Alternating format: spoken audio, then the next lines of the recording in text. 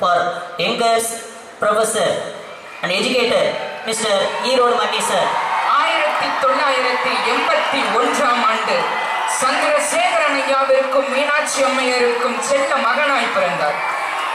நான் எனது தாய்மொழியை தான் படிப்பேன் என்ற உறுதியுடனும் துணிச்சலுடனும் தடைகளை தகர்த்தெறிந்து தமிழ் படித்தார். தனக்கு கிடைக்கும் சிறிய சிறிய வாய்ப்புகளை கூட தனக்கு கிடைத்த அரிய வாய்ப்பு என்று மேடைகளிலும் பட்டிமன்றத்திலும் தொலைக்காட்சி நிகழ்ச்சிகளிலும் பங்கேற்றார். தன் பேச்சின் மூலம் உயர்ந்தார். கற்பித்தல் மற்றும் ஊடகத்துறை இரண்டில் ஒன்றை தேர்வு செய்ய வேண்டும் என்றால் கற்பித்தலையே தேர்ந்தெடுப்பேன் என்றவர். பெரியார் பிறந்த மண்ணிலே விளைந்த ஒரு மாணிக்கம் இவர். மஞ்சள் விளையும் மண்ணிலே பிறந்த மண்மனம் வீசுகின்ற உரையாற்ற திரு ஈரோடு மகேஷ் ஐயா அவர்களை வருக வருக என பள்ளியின் சார்பில் பணிவன்புடன் வரவேற்கின்றோம்.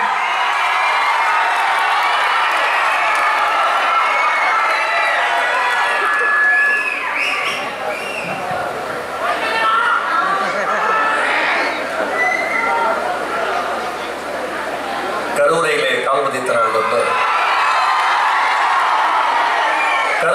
கால்பதித்த நாள் தொட்டு மேடைகளே பூரி போட இருக்கின்ற இற்றை நாள் வரை நான் போகிற வழி எங்கும் நான் போகிற ஊரெங்கும் துணைக்கு தன்னுடைய இதயத்தையும் அனுப்பி வைக்கிற என்னுடைய தாய் தந்தையரின் பாதங்களை பணிந்து என்னுடைய பணியை துவங்குவதிலே மிகப்பெரிய மகிழ்ச்சி அடைகிறேன்.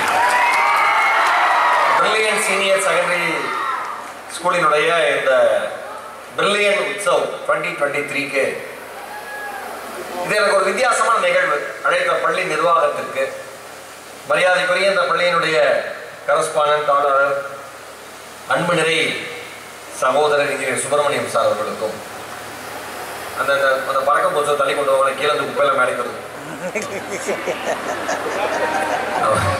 தூசு எடுத்த மாதிரி இருந்தது. இனிய சகோதரி பிரசாந்தினி அவர்களுக்கும் அன்பு தம்பி பரத் அவர்களுக்கும் பள்ளியினுடைய முதல்வர், ஆசிரியர்கள், மாணவர்கள் மாணவிகள் அடக்கந்தாமா மாணவர்கள் மாணவிகள் இந்த பள்ளியினுடைய வளாகத்தை சுத்தமாக வைத்திருக்க உதவுகிற அந்த கடைநிலை தொழிலாளர்கள், பொற்கரங்களுக்கு சொந்தக்காரர்கள் உள்ளிட்ட அத்தனை பேருக்கும் என்னுடைய இனிமையான நன்றி கலந்த வணக்கங்களை சொல்லுகிறேன். எல்லாருக்கும் என்னுடைய இதயம் நிறைந்த இனிய புத்தாண்டு நல்வாழ்த்துக்கள். ஹாப்பி நியூ இயர் எல்லாருக்குமே. என்னுடைய நண்பர் கபீர், நானும் ஒரு எம்ஏ தமிழ் படிக்கிறப்ப அரை தோழர்கள். அவர் ஜமால் முகமதுல படித்தாரு, நான் விஷய விவரில் படித்தேன். யூஜிலேருந்தே தெரியும் தமிழ் எங்களை ஒன்றிணைத்தது. நல்ல நண்பர்களுக்கு நாங்கள் 2 பேரும் அடையாளம். போடாத சண்டை இல்லை, சேரா சேர்க்கல, அந்த மாதிரி நாங்கள் 2 பேரும். அவர் கூப்பிட்டு இந்த மாதிரி பிரில்லியன் ஸ்கூலுக்கு நீ வரணும் மகேஷ், அதெல்லாம் பண்ணத்தில் நம்ம ஊரில் இருக்கு, நீ வரணும் அப்படின்னாரு. சரி, நானும் okay. 9th 10th 11th 12th ஸ்டூடெண்ட்ஸ்க்கு ஒரு மோட்டிவேஷன் செஷன் அப்படின்னாரு. ஓகே வந்தாலும் நீங்கள் இன்விடேஷனை பார்த்தா பிரில்லியன் உற்சவ் 2024ன்னு போட்டிருக்கு. என்ன ஒரு கல்ச்சுரல் மாதிரி இருக்கு, ஆனால் மோட்டிவேஷன் கிளாஸுங்கிறாங்களேன்னு யோசிச்சேன். அப்புறம் பேரண்ட்ஸ் எல்லாம் வருவாங்கன்னு முதல்ல சொல்லியிருந்தாங்க. அதுக்கப்புறம் பேரண்ட்ஸே வரல. நான் கேட்டேன், ஏன் பேரண்ட்ஸ் எல்லாம் வரலன்னு கேட்டேன். இங்க இருக்கிற மாணவர்கள்லாம் தாம் பெத்த ஆதார் கார்டு வரக்கூடாதுன்னு சொல்லியிருக்கீங்களா? தன்னை பெத்த ஆதார் கார்டு எதுவுமே வரக்கூடாது, வந்தா ஆட விட மாட்டாங்க, நடக்க விட மாட்டாங்க, ஓட விட மாட்டாங்க அப்படின்னு சொல்லிட்டு நீங்க கரஸ்பாண்டன்ட் சொல்லியிருக்கீங்க. எங்களுக்கு செய்யற ஒரே நல்ல காரியம் எங்க அம்மா அப்பாவை கூப்பிடாதீங்க சார் இந்த ஃபங்க்ஷனுக்கு அப்படின்னு. நிறைய பேர் சொல்லிவிட்டு அமுக்கமா இருக்கான், எப்படி இவருக்கு தெரியும் அப்படின்னு. ஆமா, ஆனா ஒரு விதத்தில் நல்லதுதான். எல்லா இடத்துலையும் யாராவது நம்மளை பார்த்துக்கிட்டே இருக்கிறது ஒரு மாதிரி ஒரு சலிப்பை உண்டு பண்ணும். உண்மைதான். டான்ஸ் ஆனா கூட நம்ம கிளாஸ்ல சில பேர் இருப்பான், உலகமே புரண்டாலும் அவன் நகர மாட்டான் படிக்க விட்டு இருக்கானா. ஆனா அவனுக்குன்னு சில முக அமைப்பு இருக்குங்க. நல்லா படிக்கிறவனுக்குனே சில முக அமைப்பு பார்த்தாலே ஊரே சொல்லும், படிக்கிற பையங்க, படிக்கிற பொண்ணுங்க. அந்த மாதிரியே வருவான், அந்த மாதிரியே போவான். அவனை சுத்தி ஆட்டம் பாட்டம் கொண்டாட்டம் நடந்துகிட்டு இருக்கும். எதுக்குமே அசராம அவனும் புத்தகமா வாழ்ந்துகிட்டு இருப்பான். இருக்காங்களா அப்படின்னா? ஆனா இதுல என்ன கொடுமைன்னா, நல்லா படிக்கிறவன நம்ம பாராட்டணும், ஆனா பள்ளி வாழ்க்கையில தலைகீழாகும். என்னன்னா நல்லா படிக்கிறவன எல்லாரும் கலாய்ப்பான். என்னடா ஐன்ஸ்டீன் படிச்சிட்டியா, என்னடா எடிசன் படிச்சிட்டியா, ஒவ்வொருத்தரும் ஒரு பெட் நேம் வச்சிருப்பீங்க, சொல்லுவீங்க, அந்த பொண்ணுக்கு வச்சிருப்பீங்க. எல்லாமே இந்த பள்ளி வாழ்க்கையில தான் நடக்கும். இந்த பேரண்ட்ஸ் வராது ஏன் நல்லது அப்படின்னு நான் சொல்றேன்னா, என்னப்பா அந்த ஒரு பையன் பேர் போல இருக்காங்க, சரி ரைட் ரைட், அவன் தனியாக நகைச்சுவை பண்ணிட்டு இருக்கான். இந்த ஏன் பேரண்ட்ஸ் வராது நல்லதுன்னா, அவங்களுக்கு சில விஷயங்கள் அவங்களால புரிஞ்சுக்க முடியாது. பெற்றோர்களுக்கு ஒரே ஒரு எண்ணம் தான் இருக்கும், எந்த இடத்துலையும் என் மகனோ மகளோ வாழ்க்கையில தோத்தரவே கூடாது. எந்த இடத்துலையும் என் மகனோ மகளோ வாழ்க்கையில தோத்தரவே கூடாது. அவங்க எவ்வளவு தடவை தோத்தாலும், அவங்களை எவ்வளவு தடவை சமுதாயம் நிராகரித்தாலும் மறுபடியும் கை தூக்கி எழுப்பி விடுவதற்கு தாய் தந்தையாக நாங்கள் தயாராக இருக்கிறோம் என்று எல்லா பெற்றோர்களும் எப்பயும் ஒத்துக்குவாங்க. அதுல மாற்று கருத்தே கிடையாது. எந்த பெற்றோருக்கும் மாற்று கருத்து கிடையாது. சும்மா கத்தலாம் வேண்டாம், சாதாரணமா கேள்வி. ஃபர்ஸ்ட் இது சொன்ன பொண்ணுங்க கை தட்டிடுச்சு, பசங்க யோசிக்கிறாங்க, நாம தட்டலைன்னா ஒரு மாதிரி நினைப்பாங்க போல இருக்கு, நாமளும் தட்டுவோம் அப்படின்னு. கரெக்டா தெரியுது தெரியுது. இப்ப இவ்வளவு தெம்பா பேசுறான்ல, நான் பேசுறப்ப நடுவில் பேசுறான்ல, ஒரு யூஜி முடிச்சு பிஜி முடிச்சு வேலை கிடைக்கலன்னு வச்சுங்களேன், அதனாப்பட்டினம் வீதியில உலகத்திலேயே மகாத்மா காந்தி மாதிரி அவன் தான் நடந்துகிட்டு இருப்பான் அமைதியா. என்னடா அந்த ஆட்டம் போட்ட ஸ்கூல்ல அதெல்லாம் முடிஞ்சு போச்சு, இப்ப என்ன பண்ற, வாழ்க்கை செவிலே வச்சு என்ன தெருவில் நடக்க விசாரமா. ஒரு சின்ன சின்சியாரிட்டி தான் தங்கம், வேற ஒண்ணுமே இல்லை. யார் ஜெயிக்கிறாங்க அப்படின்னா, எந்த மனிதன் தான் முன்னேறுவதற்கான சிந்தனையை ஒதுக்குகிறானோ அந்த மனுஷன் ஜெயிக்கிறான். ஒரு சின்ன உதாரணம் சொல்றேன். தாமஸ் ஆல்வா எடிசனுக்கு வந்து மீன் பிடிக்கிறதுனா ரொம்ப பிடிக்குமா. டெய்லி அவர் வந்து மீன் பிடிக்க போவாராம், போய் உட்காருவாராம், உட்காந்து தூண்டில போட்டு ரொம்ப நேரம் உட்காந்துட்டே இருப்பாராம். ஒரு மீன் கூட அவருடைய தூண்டில மாட்டவே மாட்டானா. பக்கத்துல இருக்கிறவங்க கிண்டல் நக்கல் நையாண்டி. என்ன அப்படின்னா, இந்த ஆள் வரான் டெய்லி, உலகமே பாராட்டுது பெரிய விஞ்ஞானி அறிஞர் அப்படின்னு, ஏகப்பட்ட கண்டுபிடிப்பு கண்டுபிடிக்கிறான்னு இந்த ஆளை பாராட்டுறாங்க. ஒரு மீனை கூட இந்த ஆளால பிடிக்க முடியலையே. டெய்லி வரான், 2 மணி நேரம் உட்காடுறான், 3 மணி நேரம் உட்காடுறான், தூண்டில போடுறான், எஞ்சி போயிடுறான்ட்டு. இதை பார்த்துட்டே இருந்து ஒருத்தர் கேட்டானா, மிஸ்டர் எடிசன் என்ன நீங்க டெய்லி வரீங்க, தூண்டில் போடுறீங்க, ஆனா மீன் மாட்டுறதே இல்லை, ஏன் இப்படி ஒரு வேலையை பண்றீங்க, உங்களுக்கு வருத்தமாவே இல்லையா அப்படின்னு கேட்டாராம். அதுக்கு எடிசன் பதில் கேட்டாராம், தூண்டில ஏன் மீன் மாட்டணும்னு கேட்டாராம். அவன் இவன் சொன்னான், யோ ஆத்தி குளத்துக்கு வர ஆத்துக்கு வர தூண்டில் போட்டேன்னா மீன் மாட்டுறது அதுக்கு தானே வர்றது அப்படின்னு. நான் தான் தூண்டில மீனுக்கான உணவே வைக்கலையே, அப்புறம் எப்படி என் தூண்டில நோக்கி மீன் வரும் அப்படின்னாரா. கேட்டவனுக்கு என்ன ஆச்சரியமா, தூண்டில உணவே வைக்கலையா, அப்புறம் எதுக்கு தூண்டில் போடுறீங்க அப்படின்னு அவர் சொன்னாரா. நான் அமர்ந்திருப்பது அடுத்தடுத்த கட்டத்திற்கு, என் வாழ்க்கையினுடைய வளர்ச்சிக்கு என்ன செய்யலாம் என்று சிந்திப்பதற்காக வந்தேன். நான் வெற்றியை தூண்டில் போட்டு பிடிக்க வந்தேனே ஒழிய மீனை தூண்டில் போட்டு பிடிக்க வரவில்லைன்னாரா தாமஸ் ஆல்வா எடிசன். சிந்திக்கிறதுக்கு எந்த மனுஷன் நேரம் ஒதுக்குறானோ அவன் ஜெயிச்சிருவான். சிம்பிள்.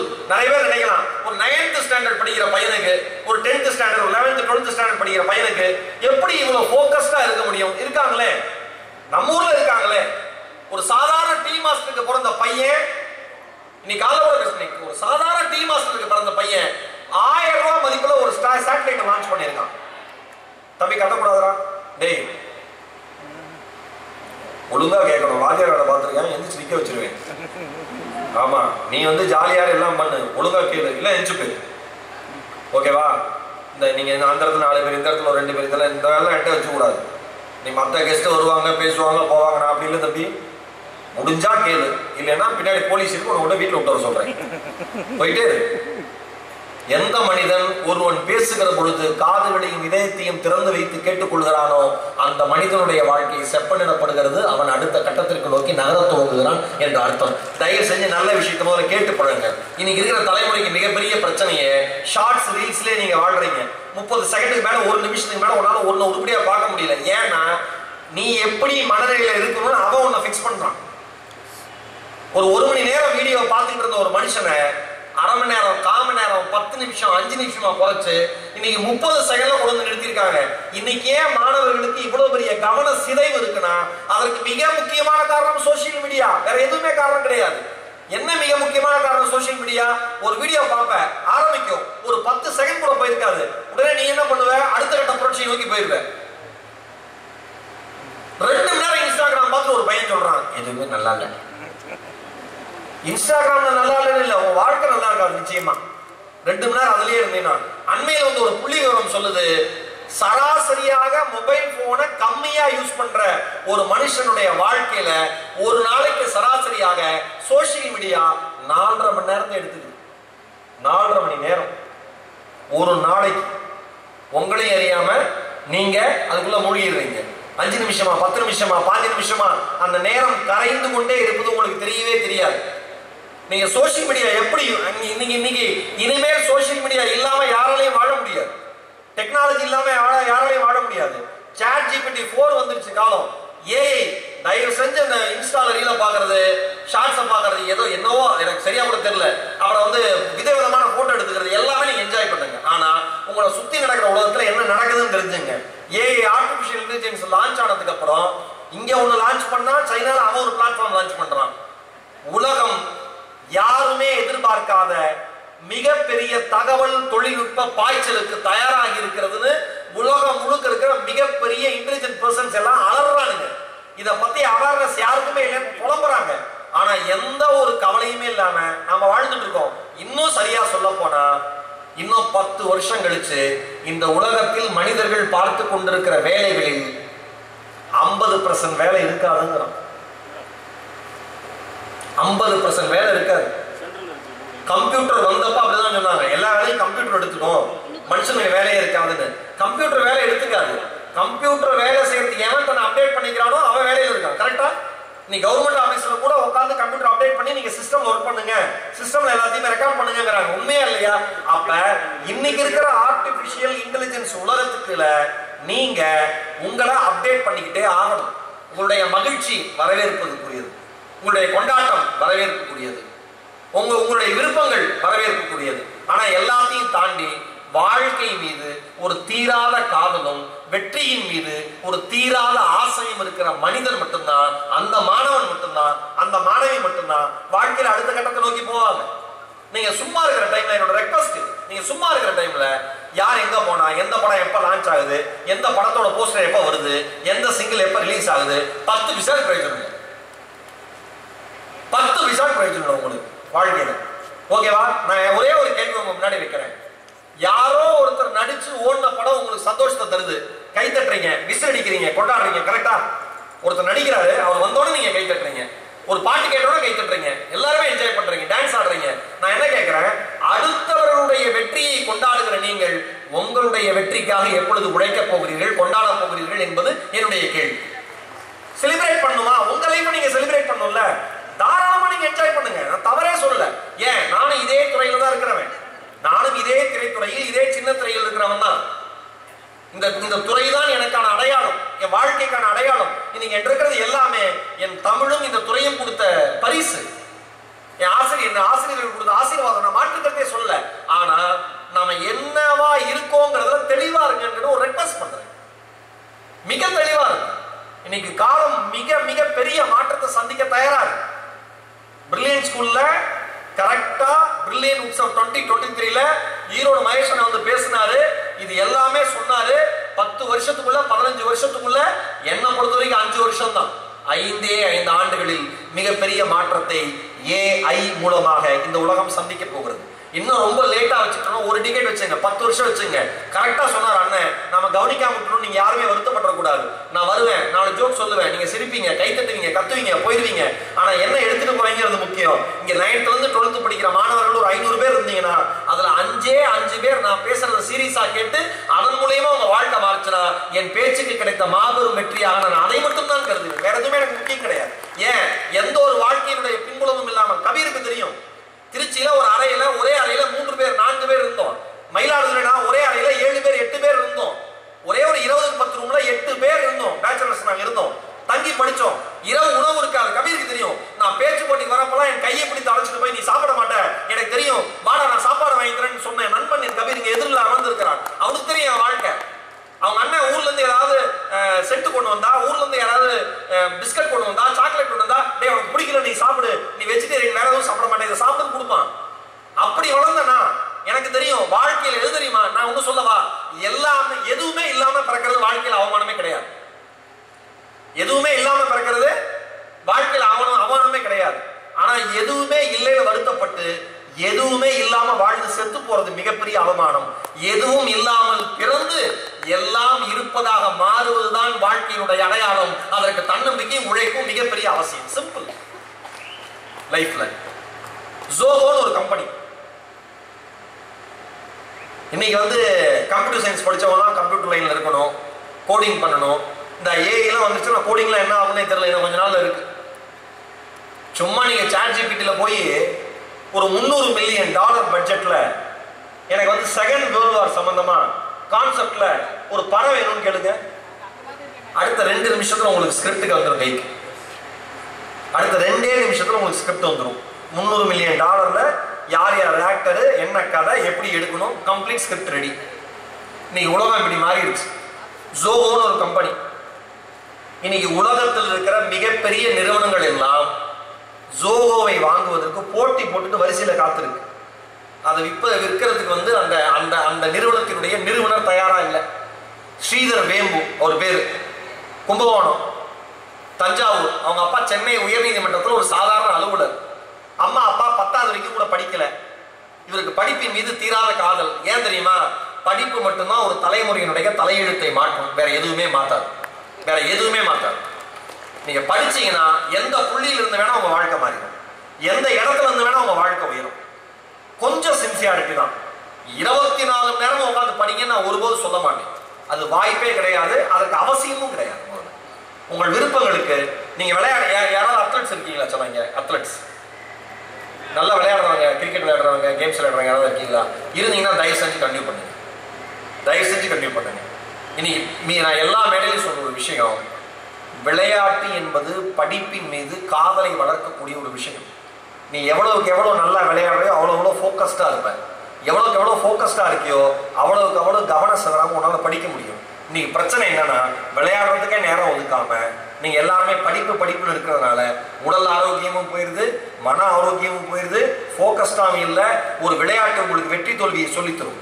ஒரு இடத்துல தோத்தா அடுத்த கேம்ல ஜெயிச்சுக்கலாம்னு தெரியும். நீங்க நிறைய ஸ்போர்ட்ஸ் பர்சனாலிட்டிஸ் பாருங்களேன், நிறைய பயங்கரமா படிக்கிறவன் சின்ன விஷயத்துக்கு தற்கொலை பண்ணி இறந்து போயிடறான் சார். வருத்தமா இருக்கு. நீங்க நீட்டுக்கு எத்தனை பேர் சொல்ல ப்ரிப்பேர் பண்றீங்க? நீட்டுக்கு யாராவது ரெடி ஆகிட்டு இருக்கீங்களா? கை தூக்குங்க, சும்மா கை ஹேண்ட் ரைஸ் பண்ணுங்க. யாருமே ரெடி ஆகலையா? ஒருத்து நல்லா கை தூக்குமா? நீட்டுன்னு அதை கூட நீட்ட மாட்டியா? வெரி குட், வாழ்த்துக்கள். சும்மா கை தூக்கணவங்களுக்கு, சீரியஸாக கை தூக்கணவங்களுக்கு எல்லாருக்கும் என்னுடைய வாழ்த்துக்கள். தயவு செஞ்சு நீட்டுக்கு ப்ரிப்பேர் பண்றீங்க அப்படின்னா எந்தவித தயக்கமும் இல்லாமல் ப்ரிப்பேர் பண்ணுங்க. ஒருவேளை ஏதாவது இடத்துல நீங்க எதிர்பார்த்த ரிசல்ட் வரலைன்னா கவலையே படாதீங்க. ஏனால் தேர்வினுடைய முடிவு ஒருபோதும் உங்கள் வாழ்க்கையினுடைய முடிவாக மாறாது. வாழ்க்கையினுடைய முடிவு என்பது வேறு, தேர்வினுடைய முடிவு என்பது வேறு. இரண்டையும் குழப்பிக்காதீங்க. ஒரே ஒரு வார்த்தை சொல்றேன், இதயத்தினுடைய ஆழத்துல போட்டு வச்சுக்கோங்க.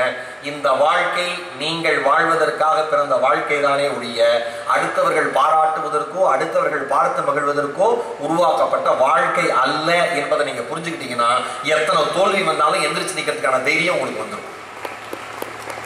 நிறைய பேருக்கு என்ன பயம்னா, ஐயோ நான் நீட்டில் ஃபெயில் ஆகிட்டேனே, அம்மா என்ன சொல்லுவாங்க, அப்பா என்ன சொல்லுவாங்க, சார் மேம் ரொம்ப எக்ஸ்பெக்ட் பண்ணாங்களே என்ன சொல்லுவாங்க. இங்கே ஒன்றுமே கிடையாது. வாழ்க்கை ரொம்ப சிம்பிள். ரொம்ப சாதாரணமாக படித்தவங்களாம் வாழ்க்கையில் ரொம்ப சூப்பராக வந்திருக்கான். ரொம்ப சூப்பராக படித்தவன் வாழ்க்கையில் நல்லா இருக்கான். ஆனால் அவனை விட நல்லா இருக்கான்னு கேட்டால் தெரியாது. அதனால் வாழ்க்கை எந்த நேரத்தில் யாரோட முடிவை எப்படி மாற்றும் தெரியாது. ஜோகோ தமிழன் அந்த மனுஷனுடைய கம்பெனியை, ஜோகோவை உலகத்தில் இருக்கிற எல்லா முன்னணி கம்பெனிகளும் வாங்கணும்னு ஆசைப்படுது. மைக்ரோசாஃப்ட் அத்தனை கம்பெனியும் இவர் மசியில. அவர் சொல்ற வார்த்தை என்ன தெரியுமா? I don't like the word exit. I don't like the word exit. வெளியேற்றம் என்கிற வார்த்தை என் வாழ்க்கையில் எனக்கு பிடிக்கவே பிடிக்காதுங்கிறார் ஜோகோ தமிழன். $60 கொடுத்த ஒரு சாஃப்ட்வேரை salesforce.com, அவன் $60 கொடுத்த ஒரு சாஃப்ட்வேரை $10 நம்மால் தராரு. யாரு? தமிழ். மிரல்றானுங்க, எப்படா அவனால முடியுதுன்னு. அப்படிப்பட்ட டீமை வச்சிருக்காரு, அப்படிப்பட்ட விஷனோட ஒர்க் பண்றாரு. இன்னைக்கு அவன் எத்தனையோ லட்சம் கோடியில கொண்டு போய் அந்த அந்த கம்பெனியுடைய மதிப்பு கணக்கிட முடியாத அளவுக்கு வளர்ந்து நிக்குது. நீங்க வந்துருங்கன்னு நேரடியா போட்டி. கும்பகோணத்துல சாதாரண குடும்பத்தில் 10ஆம் வகுப்பு கூட தாயும் தந்தையும் தாண்டாத குடும்பத்தில் பிறந்த ஸ்ரீதர வேம்பு அவர்கள் நேரடியா போட்டி போடுறது யாருக்கு தெரியுமா? மைக்ரோசாஃப்ட் கூட, ஆரக்கிள் கூட, கூகுள் கூட, salesforce.com கூட, மிகப்பெரிய உலக நிறுவனங்கள் கூட ஒரு தமிழன் தலைமை தாங்குகிற நிறுவனம் போட்டியிட்டுக் கொண்டிருக்கிறது என்பது நமக்கு எல்லாமே தெரியும். சும்மா அடிச்சு பாருங்க, ஜோவோ ஸ்ரீதர வேம்பு அப்படின்னு போட்டு பாருங்க. படிங்க, புத்தகத்துல மட்டும் படிக்காதீங்க, புத்தகத்தை தாண்டி நிறைய விஷயங்கள் படிங்க. டெய்லி நியூஸ் பேப்பர் படிங்க. வாழ்க்கையில் வந்து எனக்கு அது இல்லை இது இல்லைன்னு நம்மளாம் வருத்தப்படுறோம்ல, அப்படிலாம் யோசிக்கிறதுக்கு வாழ்க்கையே கிடையாது. எதுவுமே இல்லாம இருக்கிறவன் வெளியில எவ்வளவு சாதிச்சுட்டு இருக்கான்னு தெரியும். எனக்கு காலையில எந்திரிச்சு 4 மணிக்கு எந்திரிச்சு பேப்பர் போடுற பையனை தெரியும். பேப்பர் போட்டுட்டு வந்துட்டு அதுக்கப்புறம் மாவு பேக்கெட்டை கொண்டு போய் சூப்பர் மார்க்கெட்ல போடுற பையன் தெரியும். அதே பையன் ஸ்கூலுக்கு போயிட்டு வந்ததுக்கு அப்புறம் மறுபடியும் பார்ட் டைமா வேலை பார்க்கறது தெரியும். அதுக்கப்புறம் 11 மணிக்கு மேல உட்காந்து 2 மணி வரைக்கும் படிச்சுட்டு மறுபடியும் 2 மணிக்கு தூங்கி 4 மணிக்கு எந்திரிச்சு மறுபடியும் வேலைக்கு போற பையன் தெரியும். ஒரு நாளைக்கு 2 மணி நேரம் தூக்கம், 4 மணி நேரம் தூக்கம், 5 மணி நேரம் தூக்கத்தோட தூங்கி எழுந்து குடும்பத்திற்காக ஓடுகிற ஆயிரக்கணக்கான இளைஞர்கள் இந்தியாவில் இருப்பதால் தான் இந்தியா உலக அரங்கில் எப்பொழுதும் தலைநிமிர்ந்து நிற்கிறது. இந்தியனுடைய மூளை சாதாரண மூளையே கிடையாது. இருக்கிற பசங்களோட எனர்ஜிலாம் வேற லெவல், வேற லெவல். இங்க இருக்கிற எனர்ஜி நீங்க நாளைக்கு வேலைக்கு போறப்ப தெரியும். ஒரு இடத்துல நீங்க எம்என்சி கம்பெனில பிளேஸ் ஆகி ஆன் சைட் போறப்ப நீங்களாம் பிசாசு ராமானுங்க. வெளிநாட்டுக்கார வேலை செய்யறவங்க தான். ஏன் இந்தியன் மட்டும்தான் டைம் பார்க்காம உழைப்போம். பெரிய ஆளாயிரம் அவ்வளவு கஷ்டப்படுறாங்க. அதெல்லாம் பண்றதுல எங்க அப்பா அப்படி கஷ்டப்பட்டு படிக்க வச்சாரு, சொந்த வீடு கட்டி கொடுத்துடணும், தங்கச்சி கட்டி கொடுத்துடணும், 1008 கனவோட உழைச்சிக்கிட்டே இருப்பான். அவனுக்கு வேற எதுவுமே தெரியாது. முன்னேற்றம் முன்னேற்றம் முன்னேற்றம், குடும்பம், ஒர்க் பண்ணணும், படிக்கணும், ஒழுக்கமா இருக்கணும், அடுத்த லெவல் போகணும், அவ்வளவுதான். நீங்க இந்த விளையாட்டு, இந்த சந்தோஷம், இந்த மகிழ்ச்சி எதையுமே விட்டுறாதீங்க. ஆனா டைம் மேனேஜ் பண்ண கத்துக்கணும். நேரத்தை மதிக்காதவனை நேரம் மதித்ததாய் வரலாறு இல்லை. நேரத்தை மதிக்காதவனை நேரம் மதித்ததாய் வரலாறு இல்லை. டைம் மேனேஜ்மெண்ட் ரொம்ப ரொம்ப முக்கியம். ஒரே ஒரு சின்ன கேள்வி, காலையில 5 மணிக்கு எழுந்து என்னுடைய நாளை நான் துவங்குறேன். யாராவது ஒருத்தர் இருக்கீங்களா? Morning 5 o'clock எந்திரிக்கிறேன். தொழுகிறதுக்கு எந்திரிக்கிறது வேற, அந்த நாளை தொடங்குறதுக்கு எந்திரிக்கிறது வேற. சூப்பர், வாழ்த்துக்கள். மீதி எந்திரிக்காதவங்க முயற்சி பண்ணுங்க, என்னோட வேண்டுகோள். சரியா? முயற்சி பண்ணுங்க. ஏன்னா ஒரு நாளை நீங்க சீக்கிரம் ஆரம்பிக்கிறப்ப அந்த நாளோட ரிசல்ட்டே வேற சொல்லும். ஒரு டேவை நீங்க சீக்கிரம் ஸ்டார்ட் பண்றப்ப அந்த டே நமக்கு தர கிஃப்ட் இருக்கு பாருங்க, அந்த நாள் நமக்கு தகுற பரிசு இருக்கு பாருங்க, வேற லெவல். மிகப்பெரிய உலக அரங்கில் மிகப்பெரிய தலைவர்களாக பார்க்கப்பட்ட இந்திய தலைவர்கள் அத்தனை பேருமே, டாக்டர் அம்பேத்கர் எடுத்துக்கோங்க, நூலகத்துக்குள்ள முதல் ஆளா நுழைவாங்க. லைப்ரரிக்குள்ள லைப்ரரியில் வந்து ரெக்வஸ்ட் பண்ணி, சார் லைப்ரரியை மூட போறோம், தயவு செஞ்சு வெளியில வாங்கன்னு டாக்டர் அம்பேத்கரை கூட்டிட்டு வருவாங்களாம். அதனாலதான் அந்த மனுஷன் இன்னைக்கும் உலகம் போட்டுகிற இந்திய தலைவராக இருக்கிறார். அறிஞர் அண்ணா கன்னிமாரா லைப்ரரியில் அவர் படிக்காத புத்தகங்களே இல்லை என்று பெயர் எடுத்தவர். எந்த மனுஷன் பாட புத்தகத்தை தாண்டி வெளியில் இருக்கிறத நிறைய படிக்கிறானோ அந்த பையன் ஜெயிச்சிருவான், அந்த பொண்ணு ஜெயிச்சிருவான். ஏன்? சமூக அறிவும் உலக அறிவும் ரொம்ப ரொம்ப ரொம்ப முக்கியம். என்னோட சின்ன ரெக்வஸ்ட், இதுக்கப்புறம் நீங்க ஆட போறீங்க, ஜாலியாக டிஜே ப்ளே பண்ண போறாங்க, எல்லாம் ஓகே. இந்த சின்ன ரெக்வஸ்ட், வாழ்நாள் எந்த இடத்துலையும் நீங்க நான் அடிக்கடி சொல்லுவேன், தனியா இருக்கிறப்ப நீங்க எல்லாம் வேற லெவல்ல இருப்பீங்க. தனியா இருக்கிறப்ப பார்த்தா அதிராம்பட்டினத்தோட மகாத்மா காந்தி மாதிரியா இருப்பான். ஒரு பையன் தனியா பேசினா அவ்வளோ அன்பா இருப்பான். இந்த பையன் எந்த தப்பையுமே பண்ண மாட்டான்னு இறைவனே வந்து சத்தியம் பண்ணுவார், இவன் நல்லவன், இவன் தப்பு பண்ண மாட்டான். அதே பையன், அதே அதிராம்பட்டினத்தோட மகாத்மா காந்தி கூட 4 பையனோட சேர்ந்துட்டானா, அதிராம்பட்டினத்தை அழிச்சுட்டு தான் அடுத்த வேலையை பார்ப்பான். என்னடா நல்லாதான்டா இருந்தேன், ஏமா நல்லாதானமா இருந்தேன் அப்படின்னு பெத்த வயிறு சொல்லும், அவன் நல்லவன் தான். கூட படிக்கிறாங்களே வீணா போனவனுங்க, சேர்க்க சரியில்லாமையே என் பையன் வீணா போயிட்டான், சேர்க்க சரியில்லாமையே என் பொண்ணு வீணா போயிட்டான். எந்த தாயும் கடைசி வரைக்கும் என் பையன் கெட்டவன், என் பொண்ணு கெட்டவன் சொல்லவே சொல்லாது. எப்படியாவது அவனை இப்ப காப்பாத்தி கொண்டு தரலாம். அதனாலதான் ஏன் ஒரு பழமொழி, ஒரு பொன்மொழி வருதுன்னா அதுக்கு பின்னாடி எவ்வளவு பெரிய உளவியல் உண்மை, எத்தனை ஆண்டு கால மனித குல வரலாறு இருக்கு. நீ யார் என்று தெரியணும்னா உன் நண்பன் யார் என்று சொல், நீ யார் என்று சொல்லுகிறேன்னு ஒரு கேட்டிருக்கீங்கல்ல, அதெல்லாம் எவ்வளவு பெரிய உண்மை. சார் இவன் தான் சார் என் ஃப்ரெண்டு. ஒரு பையனை காமிச்சேன்னா அந்த பையனை பார்த்தோன்னு அந்த ஃப்ரெண்டை நல்ல ஃப்ரெண்டா வச்சிருக்க மணி, இவன் தான் என் ஃப்ரெண்டு. யார் இவன்? நேத்தான் பஸ் ஸ்டாண்ட்ல செயின் எடுத்துட்டு போனான் தான். ஓ வெரி நைஸ், நீ என்ன பண்ணுவேன்? நான் போய் பேக்கெட் அடிப்பேன் சார். அவன் செயின் அடிப்பான், 2 பேரும் பிரிச்சுப்பான். வெரி நைஸ், கைத்துட்டோங்களா என்ன? உன் நண்பனை பொறுத்துதான் நீ தப்பு பண்ணா தப்புன்னு சொல்லணும்ல. நீ தப்பு பண்ணா தப்புன்னு சொல்லணும்ல. அழ சொல்லி அல்லது எடுத்து வழக்கறிய வல்லோர் நட்பு ஆய்ந்து கொள்ளல். டேய் நீ செய்யறது தப்புனா தம்பி, டே நண்பா நீ செய்யறது தப்புடான்னு சொல்லி அந்த தப்புக்காக உன்னை வருத்தப்பட வச்சு அழ வச்சு எந்த நண்பன் அப்படி பண்றானோ அந்த மாதிரி நண்பன் தேர்ந்தெடுத்து வச்சுக்கோ. அந்த மாதிரி நண்பனை நீ வாழ்க்கையில ஒருபோதும் தோற்கவே மாட்டேன் அப்படின்னு சொன்னாரு திருவள்ளுவர். அவ்வளவுதான், சிம்பிள். நல்ல நண்பர்களை தேர்ந்தெடுத்து வச்சுக்கோங்க. எனக்கு ஒரு நண்பன் கிடைச்சான் கபீர்னு, எனக்கு ஒரு தோழி கிடைச்சா ஆஷியா தாரான்னு.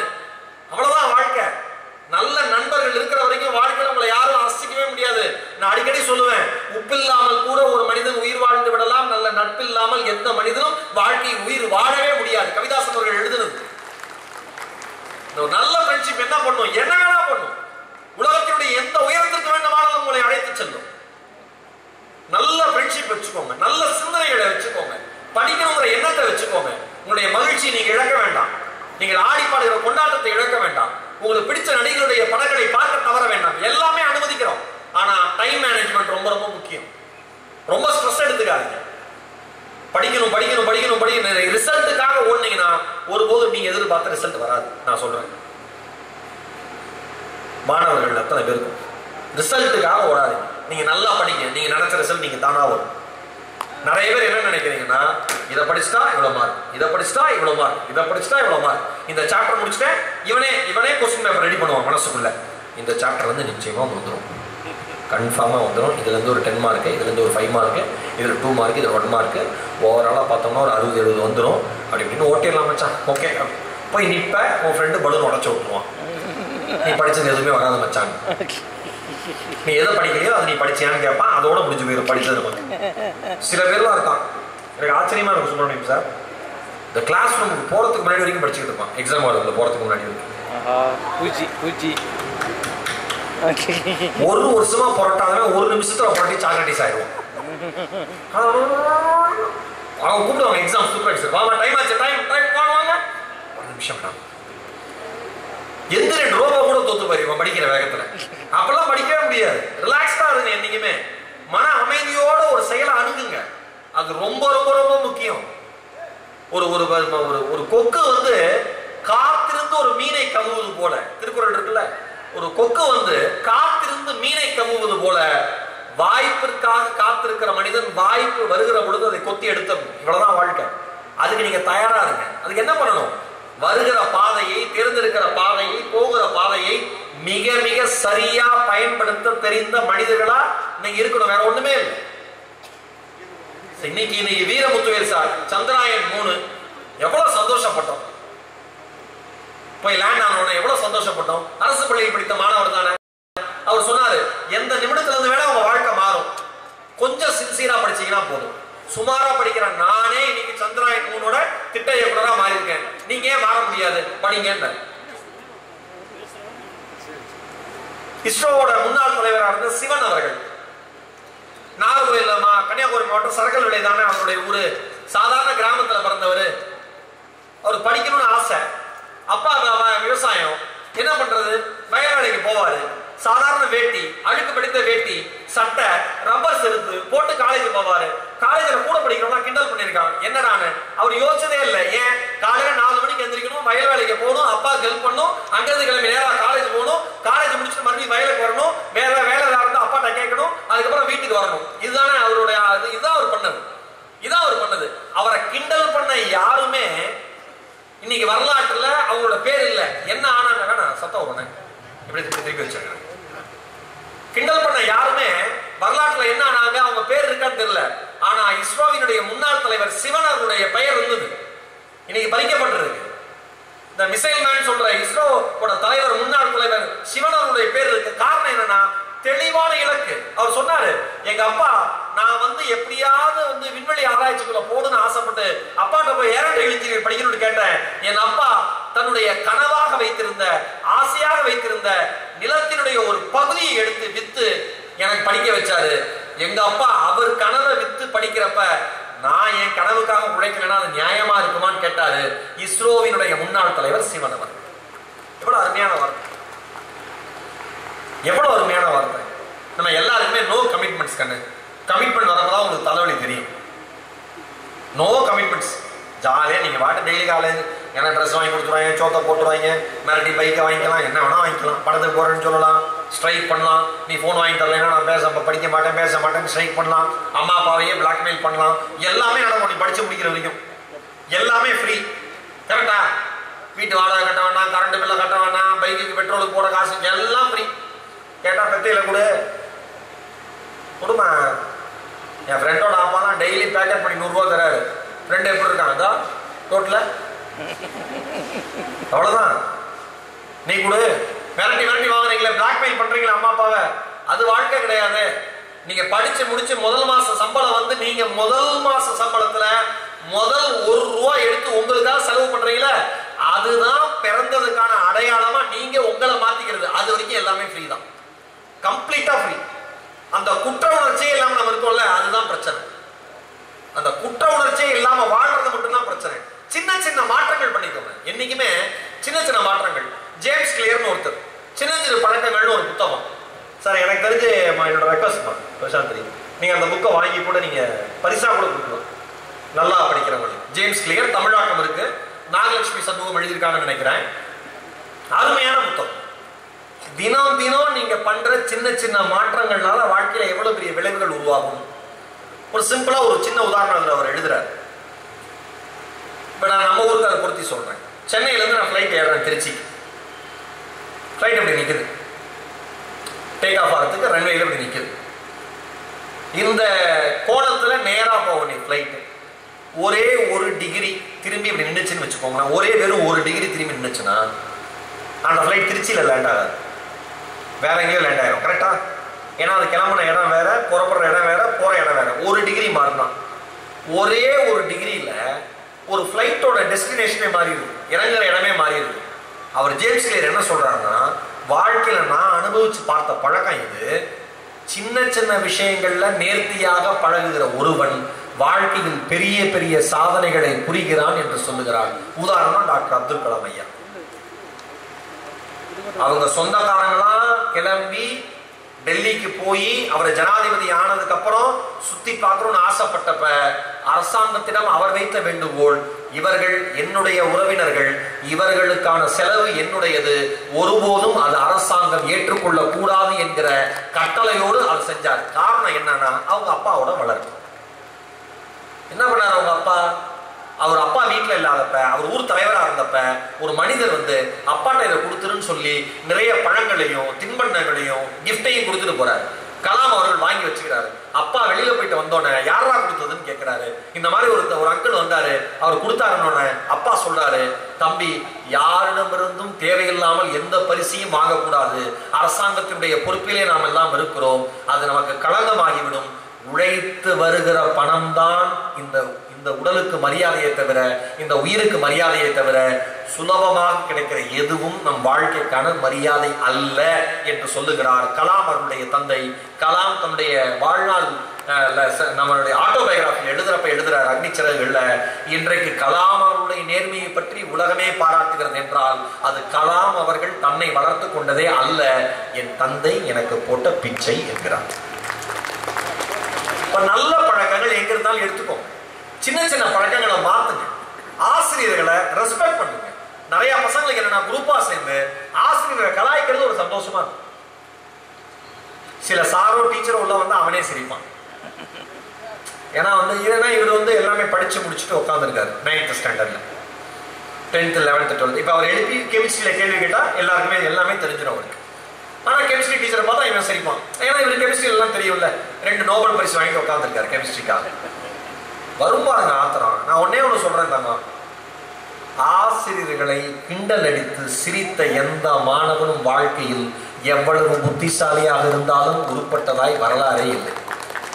நான் எழுதி தரேன். நீ எந்த சப்ஜெக்ட டீச்சரை ரொம்ப கிண்டல் பண்றியோ அது உனக்கு சாபம். அந்த சப்ஜெக்ட் சாகிற வரைக்கும் கரெக்டா வராது. எனக்கு இங்கிலீஷ், எனக்கு ஆங்கிலம். ஏன்னா ஆங்கில மிஸ் வந்து நான் அப்படி கலாய்ப்பேன். நம்மளுக்கு என்ன ஒரு கெத்துனா, கிளாஸ் ரூம்ல நாம கலாய்ச்சி 4 பேர் சிரிச்சுட்டா அது ஒரு போதை. சுத்தி இருக்கிறவன் என்ன பண்ணுவான்னா கிளப்பி விட்டு அவன் அமைதியாயிடுவான். நல்ல நண்பர்கள், நம்ம நண்பர்கள்லாம் எல்லாம் சிரிப்பா என்ஜாய் பண்ணுவாங்க. யாரான்னு கேட்குறப்ப எல்லாரும் ஹேண்ட்ஸப். சார் எவ்வளவோ சொன்னேன் சார், கிண்டல் பண்ணாதேன்னு.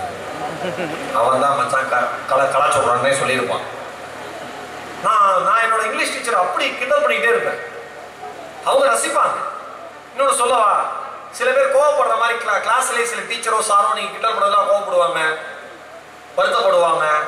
ஆனால் அதெல்லாம் அவங்க பெருசாக எடுத்துக்க மாட்டாங்க. எத்தனை பேட்சை பார்க்குறாங்க, எத்தனை பேட்சை அவங்க டீல் பண்ணுறாங்க. நீங்கள் யோசிச்சு பாருங்களேன். இப்போ ஒருத்தன் வந்து ஒரு 10 குரங்கு வச்சிருக்கான்னு வச்சுங்க. ஒருத்தன் 10 குரங்கு வளர்க்குறான். ஒவ்வொரு குரங்கும் ஒவ்வொரு மாதிரி தான் இருக்கும். சில குரங்கு சொன்னதை கேட்கும், சில குரங்கு சொன்னதை கேட்காது, சில குரங்கு அங்கிட்டு இங்கிட்டு ஓடும். எல்லாத்தையும் சேர்த்து அரவணைச்சு வளர்க்கணும்னு தான் குரங்கு வளர்க்குறவன் நினைப்பான், நாய்க்குட்டி வளர்க்குறவன் நினைப்பான். அதே மாதிரி தான் டீச்சர்ஸும். புரிஞ்சிருக்கும்னு நினைக்கிறேன். ஒரு குரங்கு சொன்னதை கேட்கும், ஒன்று கேட்காது, ஒன்று ஆட்டம் போடும்.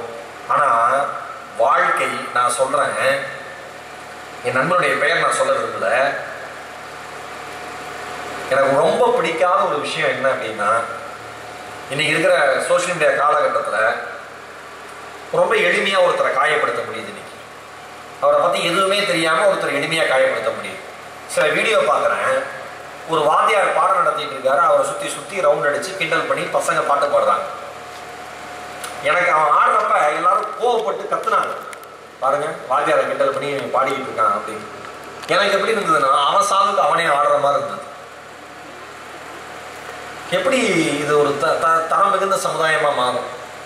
ஒரு பையன் வாத்தியாரை கையை அடிக்கிறதுக்கு கையை வாங்குறான். என்ன இப்படி பேசுறேன் யோசிச்சு பாருங்க. இந்த தைரியத்தை நான் யார் கொடுத்தது?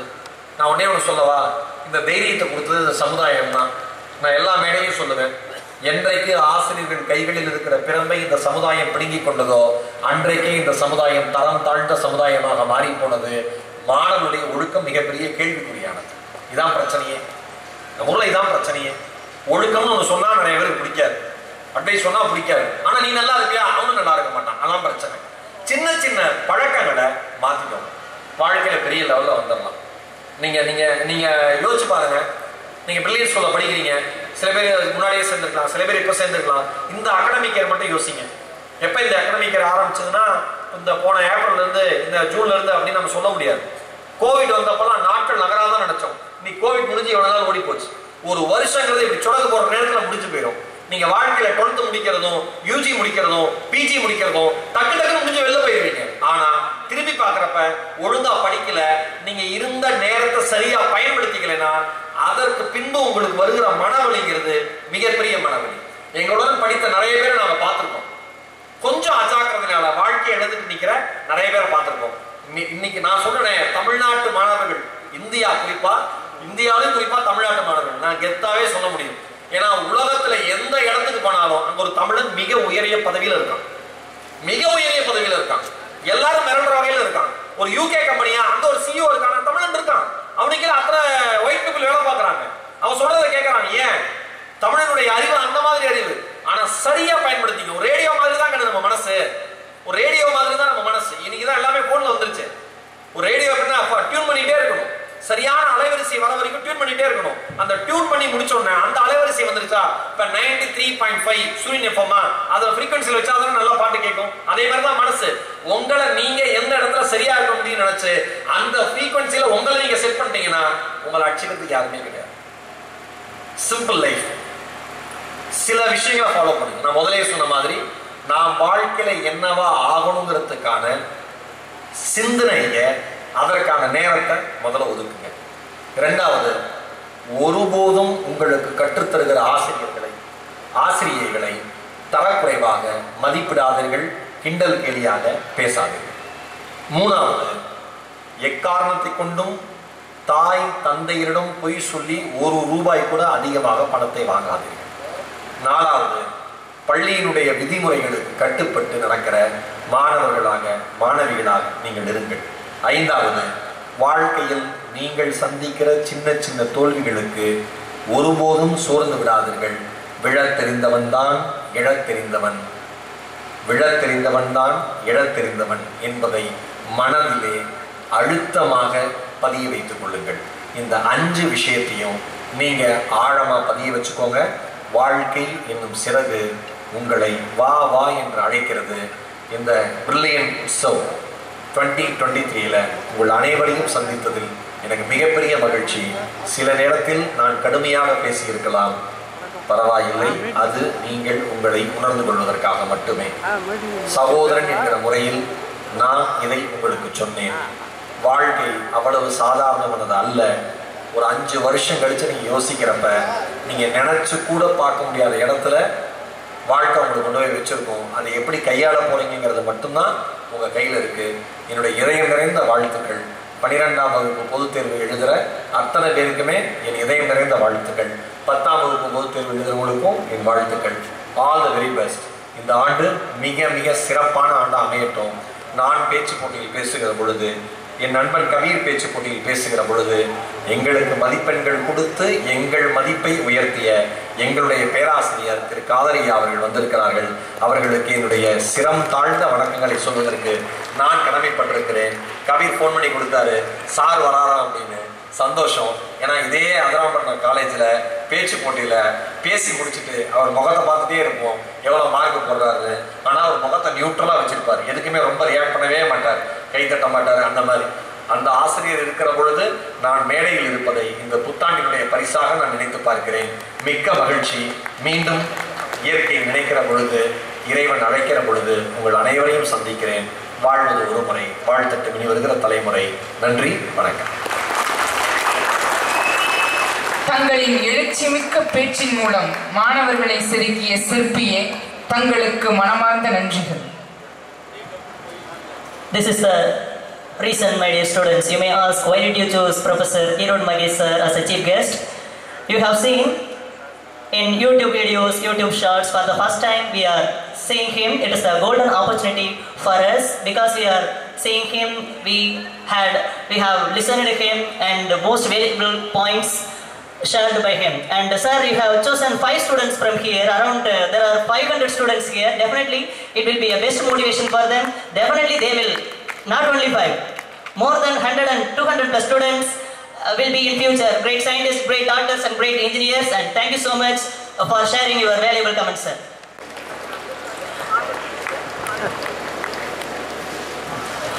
Next, I would like to call Dr. Abdul Qadir sir, former principal, Qadir Moideen College, Adirampatnam.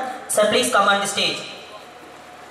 Please kindly accept our honor from our honorable correspondent sir and also honorable chief guest, Mr. Erode Magesh sir.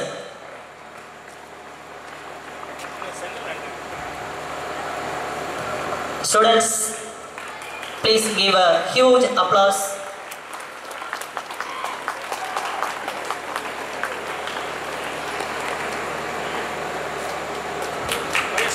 மாணவர்கள் அனைவரும் கரவொலி எழுப்புமாறு கேட்டுக் கொள்ளப்படுகிறார்கள்.